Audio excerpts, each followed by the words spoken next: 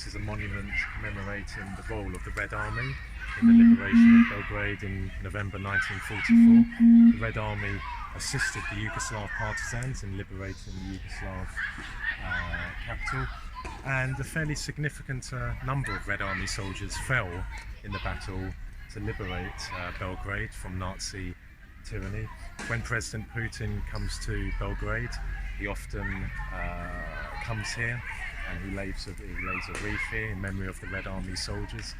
And this is a wonderful place, and as you can see, many children here enjoying life, enjoying the beautiful weather, and this is what the Yugoslav partisans fought for and made the ultimate sacrifice for. They sacrificed their lives so that future generations, children, could enjoy freedom, could enjoy the beautiful weather that Belgrade has in the summer months, and they're free to enjoy life, and that's down to the Yugoslav partisans. And I should also say, this is very, very important, that during the war the Yugoslav partisans tied down 30 German divisions. Let me say that again, 30 German divisions were tied down by the Yugoslav partisans.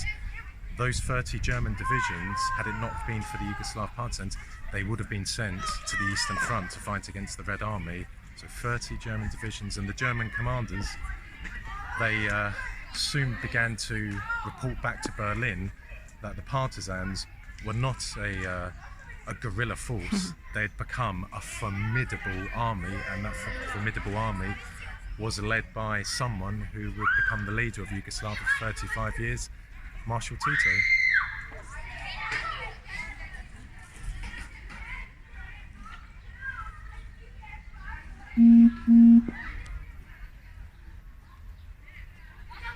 So here is the slogan of the Yugoslav partisans, which was Smrt fascismu, Sloboda narodnu, death to fascism, freedom to the people. It's a photograph of a Yugoslav Air Force pilot who, flying a MiG-29 during the NATO bombing of Serbia in 1999, confronted NATO aircraft and forced them to actually turn back, but his plane was shot down by one of them and he was killed.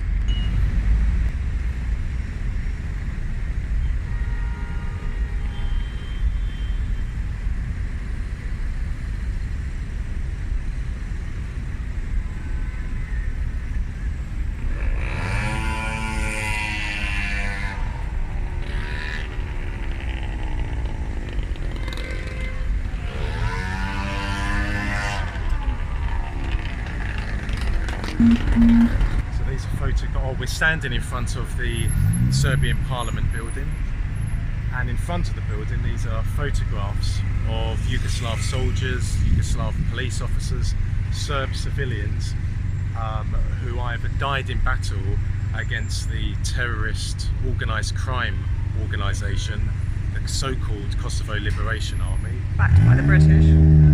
Backed by the Americans, backed by the British, and it's important for people to know this, but prior to 1999 the US State Department had designated the KLA as a terrorist organisation. Then all of a sudden at the beginning of 1999 the State Department dropped that designation and then the Americans started referring to them as freedom fighters. So these are photographs of people who died fighting that repugnant KLA. By the beginning of 1999, the Yugoslav army, the VJ, the Yugoslav police force, had all but destroyed the KLA, and then that's when NATO stepped in to start bombing Serbia, or as it was then, the Federal Republic of Yugoslavia. But the Yugoslav army, Yugoslav police force were never defeated on the ground in Kosovo.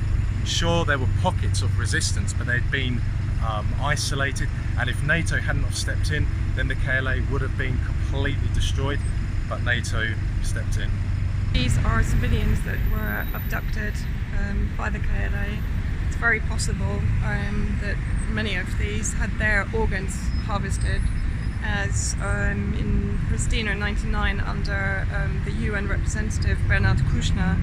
That was the operation that the KLA was carrying out, and of course the KLA at that time was being transformed by James Le Mesurier, the former MI6 intelligence operative who created the White Helmets in Turkey and Jordan and then infiltrated them into Syria to produce the propaganda to criminalize and demonize the Syrian government army and its allies. So basically James Le Mesurier was working with the KLA, which he transformed into the Kosovo Security Corps at the time that under Bernard Kouchner's leadership in Pristina, or UN leadership in Pristina, the KLA was accused of running organ trafficking operations, cross-border operations, kidnapping many Serbs, and those that disappeared, many were suspected to have had their organs removed. And of course now the White Helmets, the construct that was created by the same James Le Mesurier and effectively the British government, of course, are now accused by Syrian civilians of running similar cross-border organ trade operations across the Syrian-Turkish border.